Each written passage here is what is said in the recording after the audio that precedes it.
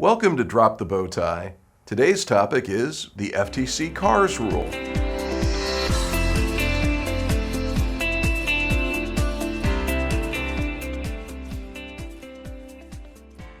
That the Federal Trade Commission tortured what was once known as the Motor Vehicle Trade Regulation Rule into combating auto retail scams tells you everything you need to know.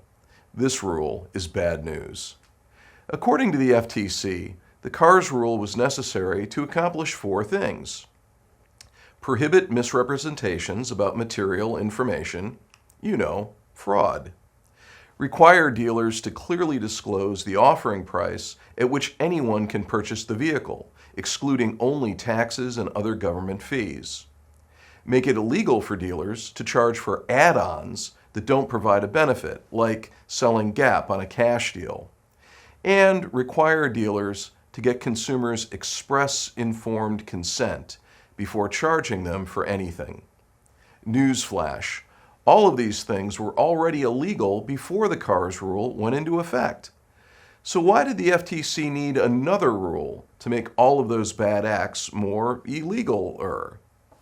Before I answer that question, let me note that the real danger of the CARS Rule is not the behaviors it prohibits. Again, they're already illegal.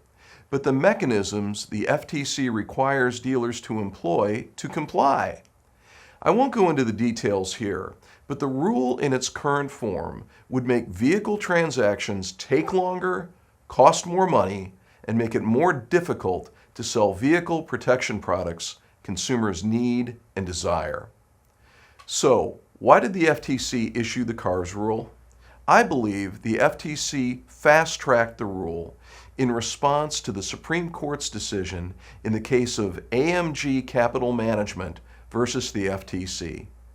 In that case, the FTC accused AMG Capital Management, a payday loan company, of many bad acts not important for our discussion. The FTC fined AMG $1.27 billion, and AMG appealed all the way to the Supreme Court. In 2021, the Supreme Court unanimously ruled that the FTC did not, in fact, have the statutory authority to assess monetary fines in the first instance. The Supreme Court noted that Section 13B of the Federal Trade Commission Act does not give the FTC the right to assess equitable monetary relief, such as restitution or disgorgement. Rather, the FTC could seek such monetary damages only if the FTC first secures a consent order or other injunction and the defendant subsequently violates that order, or the defendant violates a trade regulation rule that specifically addresses the bad acts at issue.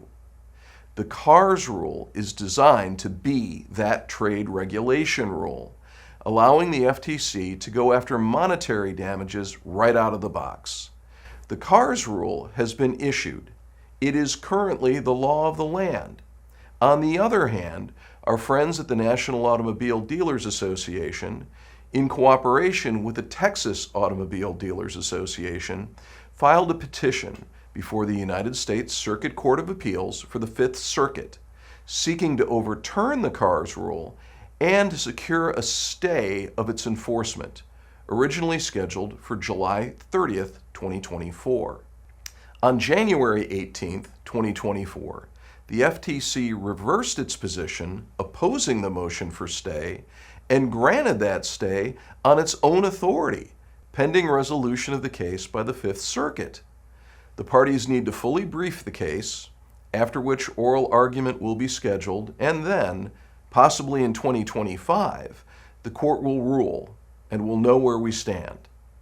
But even if the NADA and TADA prevail in their legal action against the FTC, that doesn't mean the CARS Rule is gone for good. The FTC has the ability to cure its procedural defects and issue it again in some form in the future. The best thing dealers can do in the meantime is not provide ammunition for the FTC to support the next version of the rule. So, don't do illegal things. For Drop the Bow Tie, I'm Jim Ganter. Thanks for watching.